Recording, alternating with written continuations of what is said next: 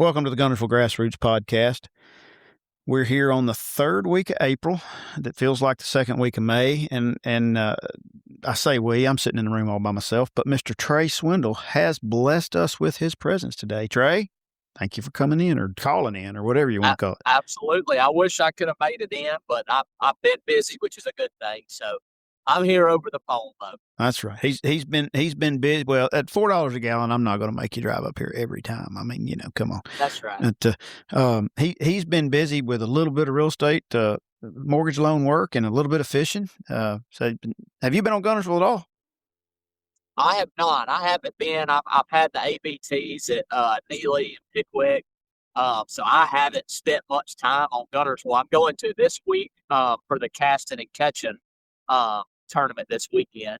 So I'll be out there pretty much all week this week, as long as I can get away from work for a little while, but and practice for that. But I have not been, so I'm really curious to see. I've heard a lot of guys are still catching them really good. There's a lot of stuff going on out there, so I'm excited to get out there. Yeah, I haven't got to go either since a little over a week. Went out of town this weekend, had to do some stuff, and so I haven't been out there. But the last time I was out, the water was over 70, so I'm sure there's shad spawning, brim spawning, bass spawning, a little bit of everything. You and I were talking before I hit the record button. It's like, man, it's been a minute since we got on a great shad spawn bite on Guntersville. It's like everything starts spawning at once, and the shad are kind of safe. So. Yep. And that's how it was at Neely Henry for the ABT this past Saturday. And I'm sure somebody caught them. 225 guys. Somebody probably found them on a shad spawn. But man, from what I noticed, all the shad were very safe. Like, I don't know if it's everything that's happened at once and the bass and not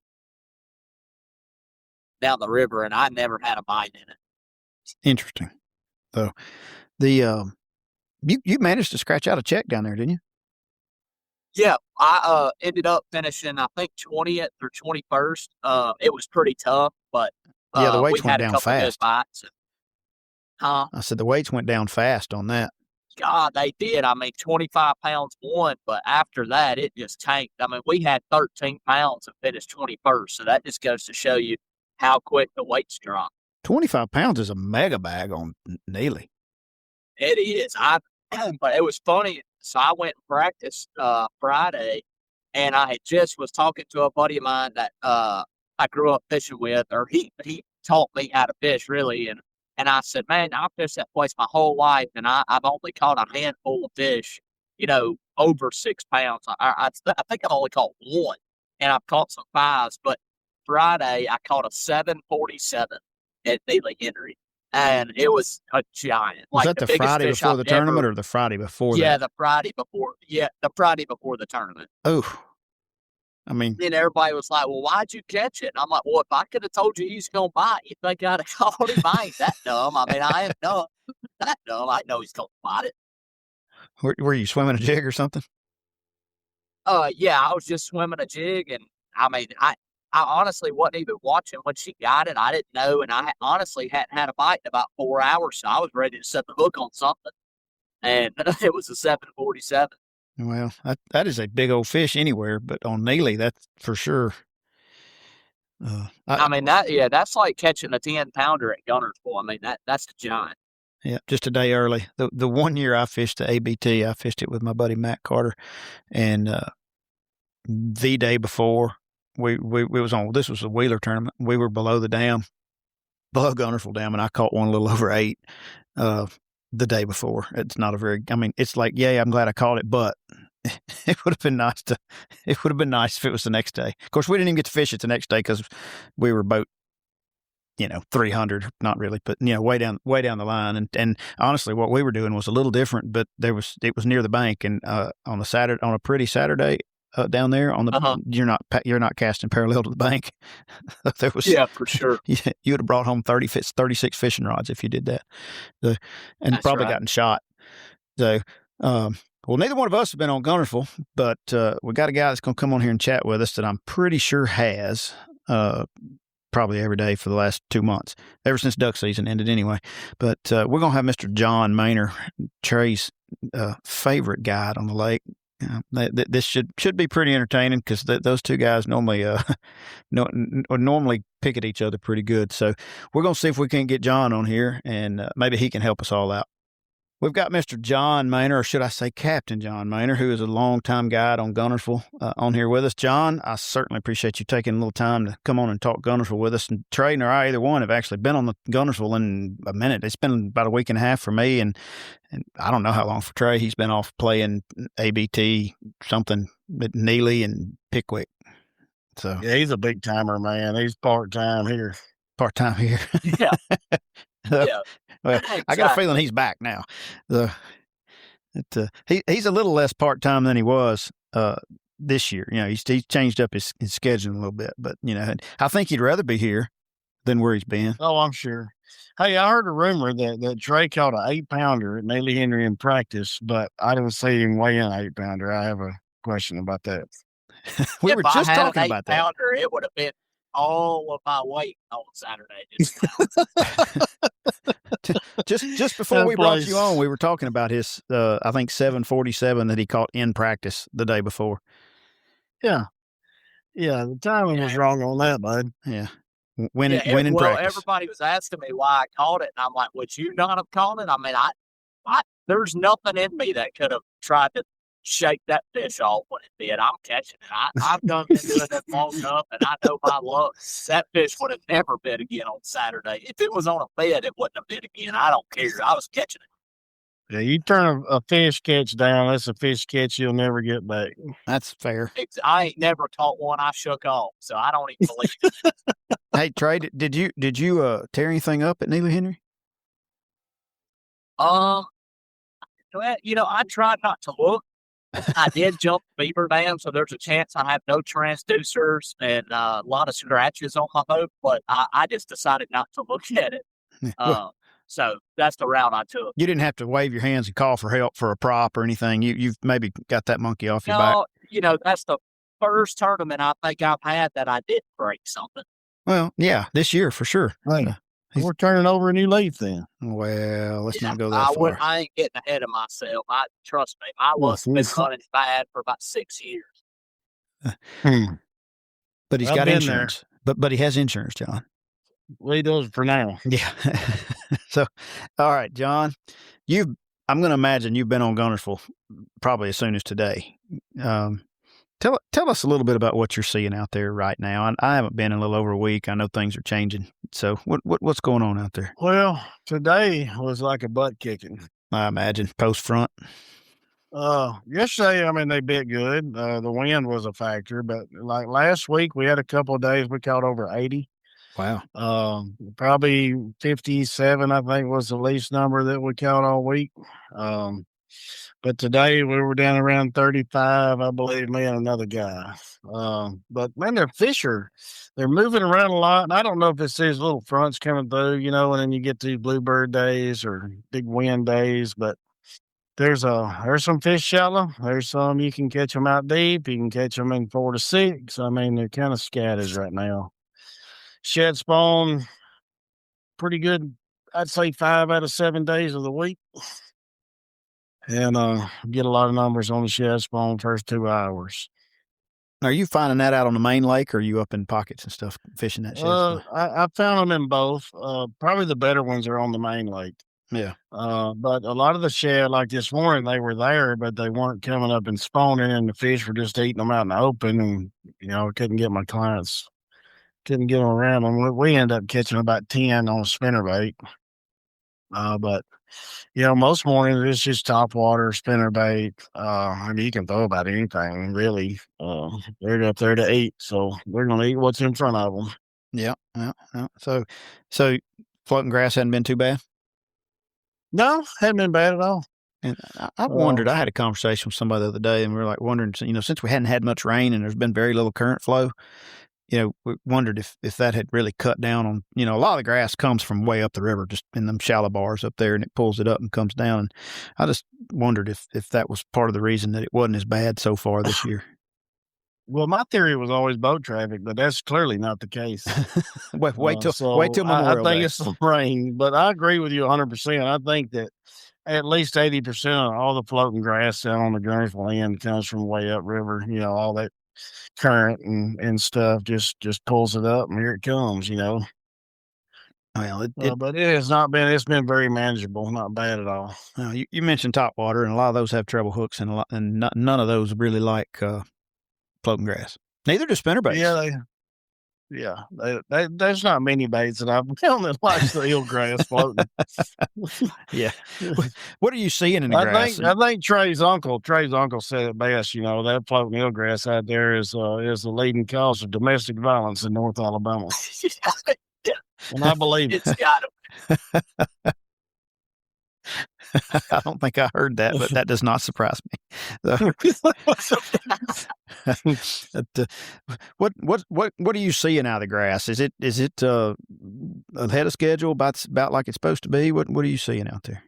Yeah, I mean, like this spring earlier in Browns, it was just non-existent. I mean, there was very little grass, but it's starting to grow pretty good, and it probably needed to die off. I mean, it was kind of choking stuff out down that way, but I mean, it's growing fast. I see areas that I was in early last week that already, was having trouble getting baits through it. So Milfoil and hydrilla? It's growing. Yeah. Yeah, it's growing, and I'm seeing some grasses that I can't identify out there as well. So, well, we do have those strange ones that tend to show up every now and then. But yeah. What kind of water temp do you see out there today? I didn't even look at it, man. Yeah, it's been in the 70s. Last I looked, it was about 70. Yeah. These 40-degree mornings are not my favorite. I can tell you that. No, it was cold this morning. Yeah, it was chilly. Blackberry winter, man. I mean, that's what it's supposed to be anyway. That's what my grandfather would have called it. Yeah, about the time the blackberries start blooming, you get a cold snap. So right, it's the this could be the last one. We might be towards real spring, which we've kind of skipped summer already.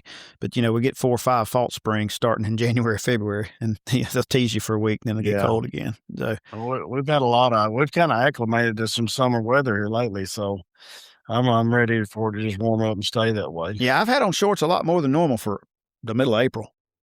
But we're still catching a bunch of pre-spawn bass. I mean, there's always a big spawn in April. Yeah, oh yeah.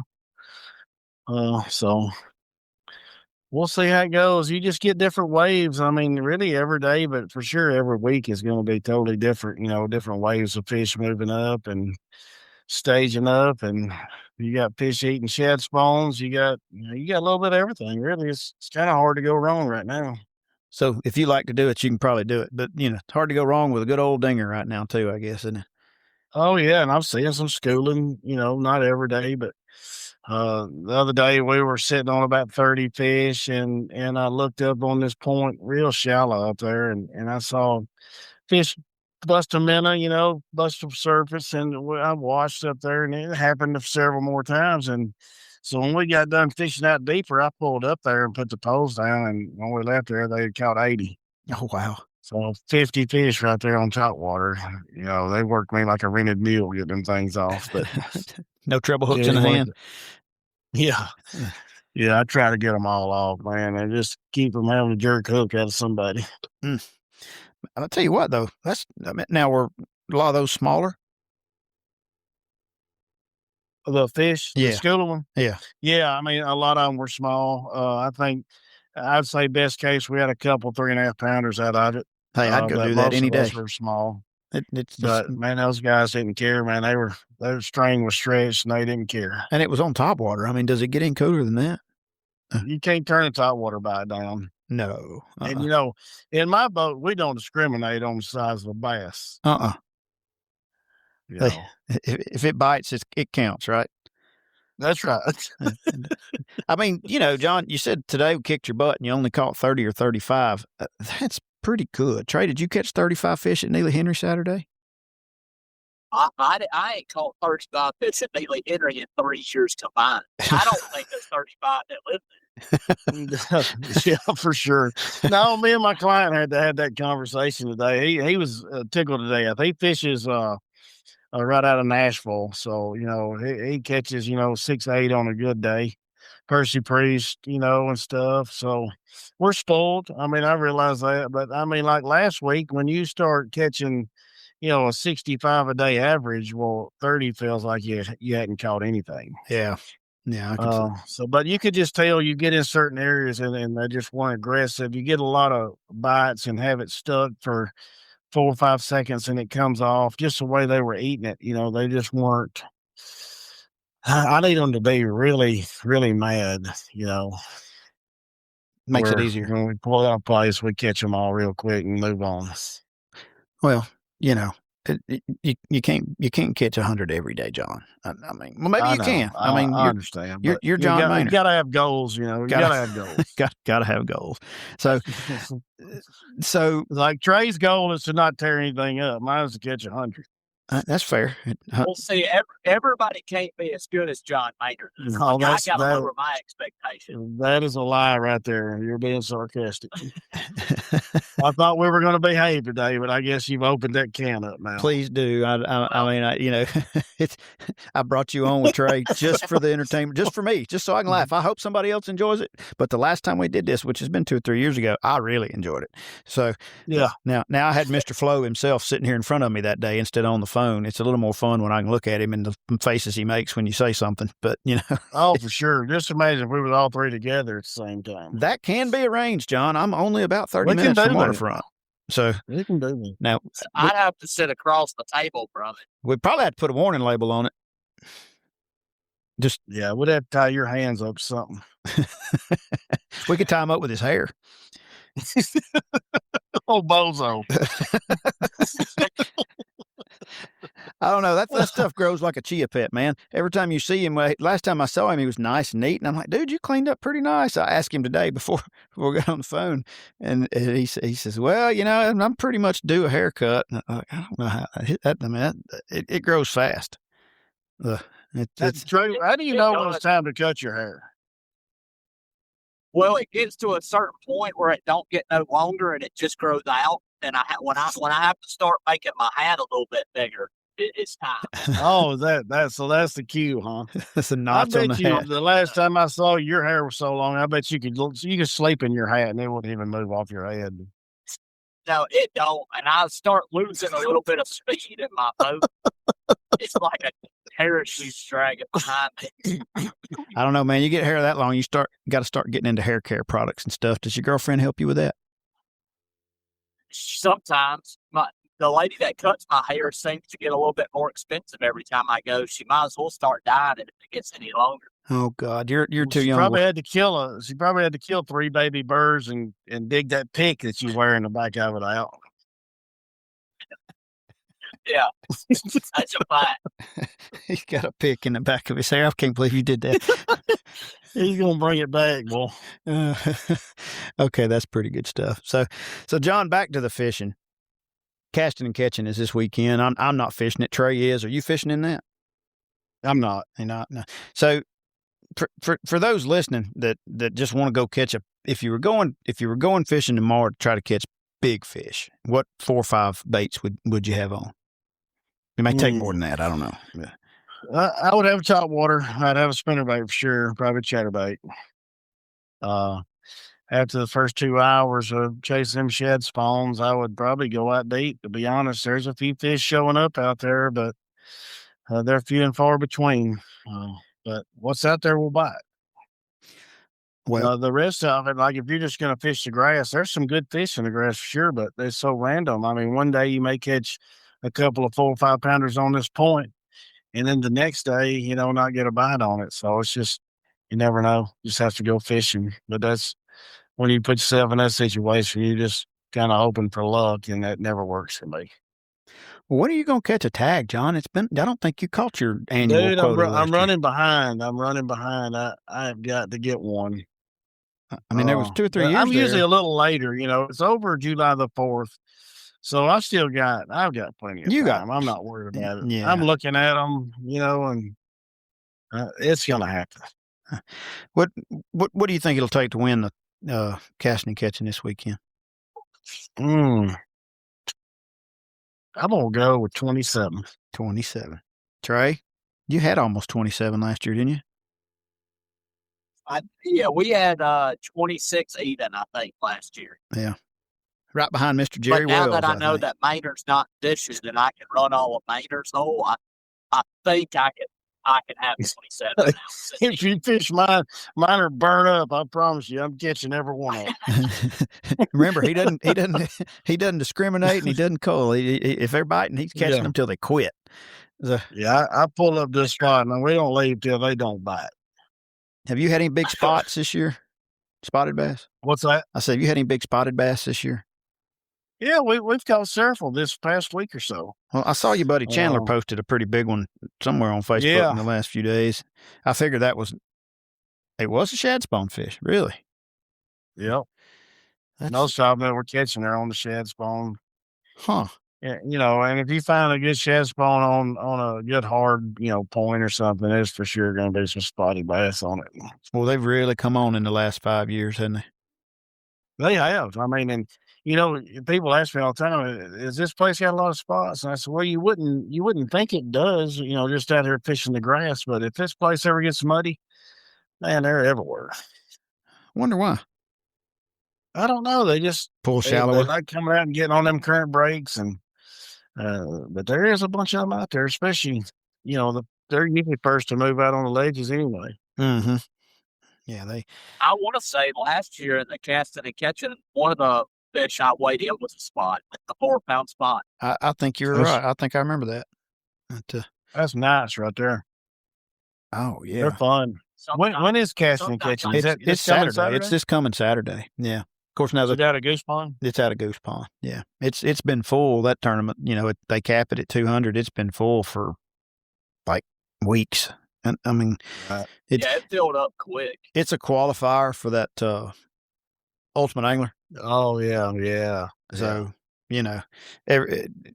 on top of the fact that it pays $10,000 first place, and it's not that. The entry. I don't remember if the entry is 150 or 200. I don't remember what it is, but with it being a qualifier and an open tournament, and they tend to schedule around the pro events because Bassmaster lets them use one of their trailers and some of the other, Randy Howe's typically there and things like that. So they tend to have a lot of the, the professionals in it as well. So that'll be cool. You got Trey. Yeah, Trey will be there. He'll be signing autographs. I'll let you cut my hair. Hey, Trey, we'll cut your hair. I've got some clippers at the house. I'll be down there in 3 minutes. I promise you. I just cut the top out. That's all I'd cut. You gonna leave it on the sides? Yeah, leave the sides and back. We decided we're gonna cut Trey's hair on video. I'm bringing in the professionals. I'm gonna call my buddy Micah. Oh, I'm gonna call. There's no doubt. I'm gonna call Micah, and we're gonna make a big deal out of it. Trey, are you down for that? I'm down for that. I think we need to raise money for a restocking fund or something to just do it anyway. Well, we've been raising money for the restocking fund. I think they have done that for this year.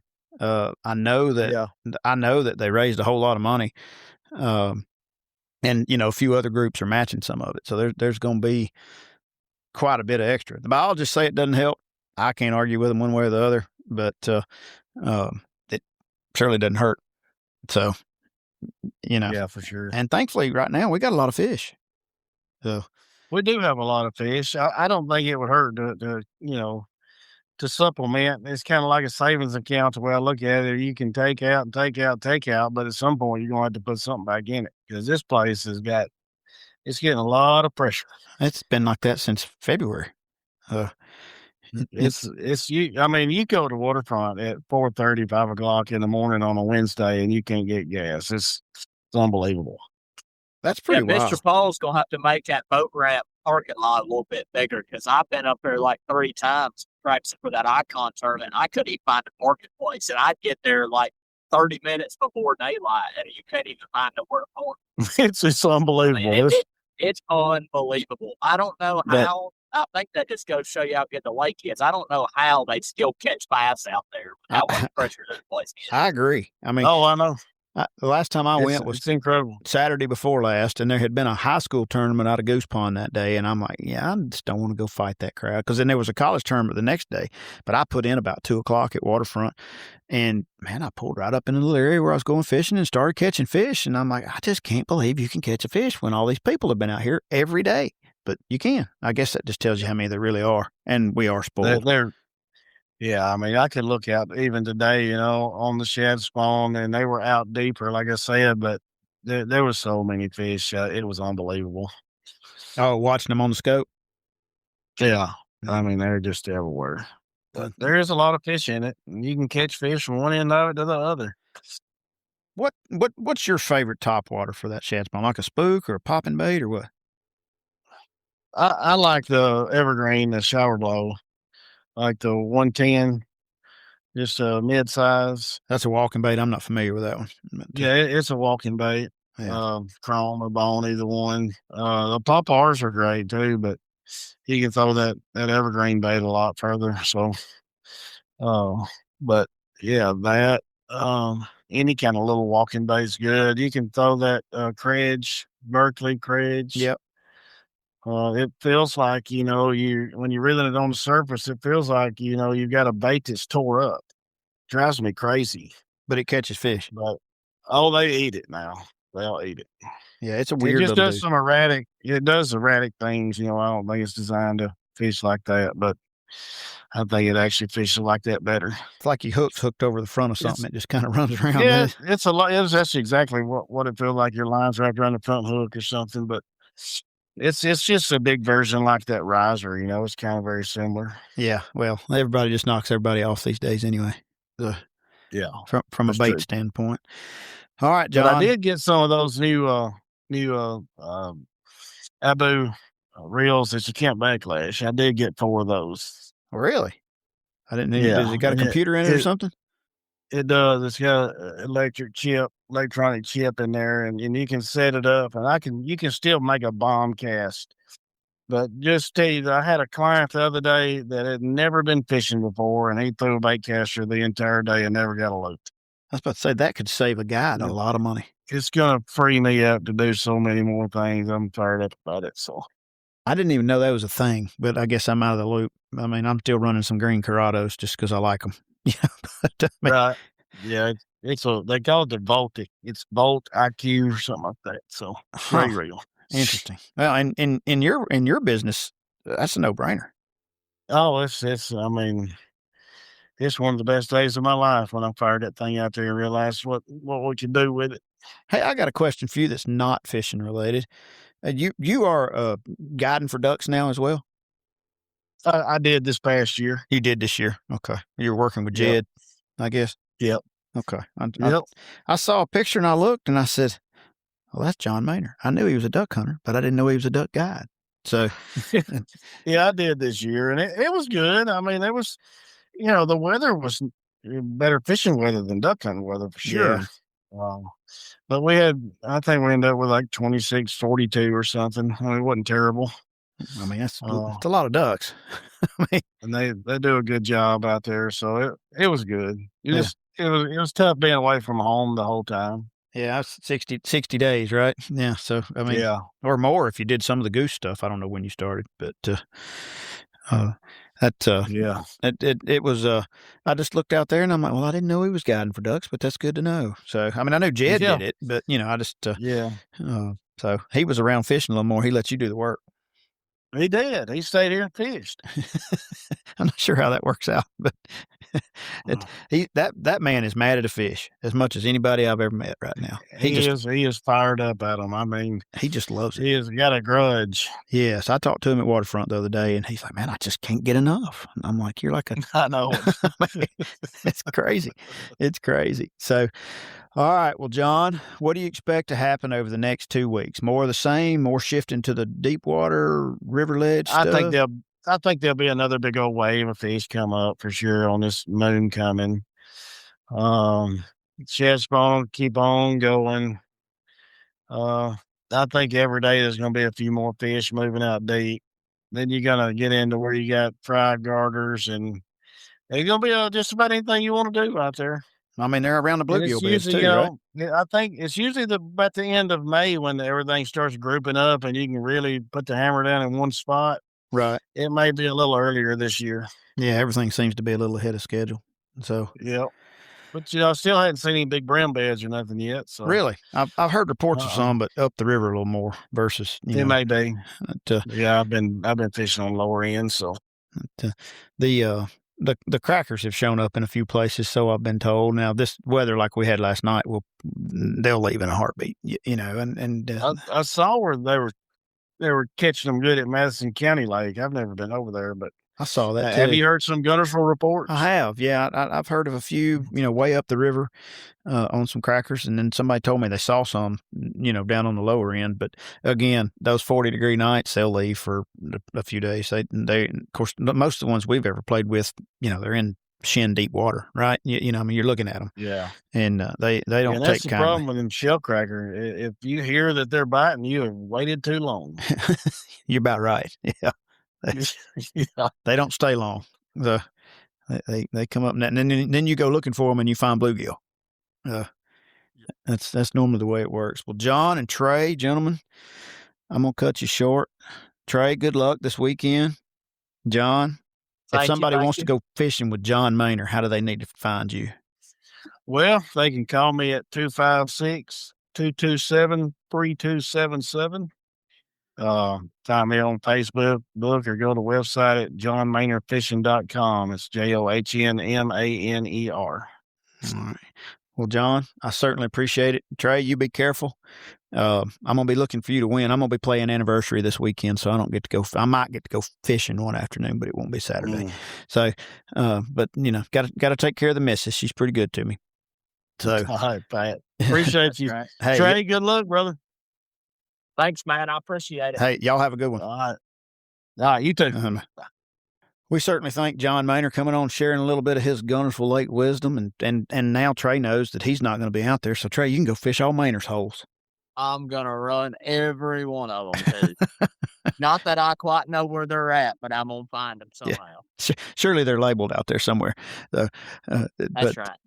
He's the kind of guy, if you called him and said, Trey, or said, John, I need to know where to go fishing, he'd probably send you to Wheeler. So he would everybody but me. Everybody but you. I don't know about me. Maybe not. Maybe not you. Yeah. Super nice guy, not to me. No, yeah. He's a good dude. I appreciate him coming on. Is. He was relatively tame. Absolutely. Normally, when I get the two of you guys on, I'm a little concerned that I don't have a beep button on here, but it was very, very well. Trey, you behaved yourself well. John behaved himself. I don't even think I said a bad word, and that happens almost every time. So, yeah, exactly. That when we all get together, actually in person, we might have to invest in a beep button. I got I got some buttons, but none of them beep. I got a cash register. That's can you hear that one? Yep, I can hear that one. That's the sound for me most of the time. Yeah. Oh, this is you. We got a little clapping, and then that's right. That's a pretty good one for you too. So. Yeah, exactly. All right. Well, we're gonna wrap it up. We'll be back in a couple weeks. Trey, if you win this thing, I expect you to be sitting in here next week to do a full report. Absolutely. I'll be there. All right. Well, gentlemen, or Trey, we'll talk to you soon. Until next time, everybody enjoy the floating grass.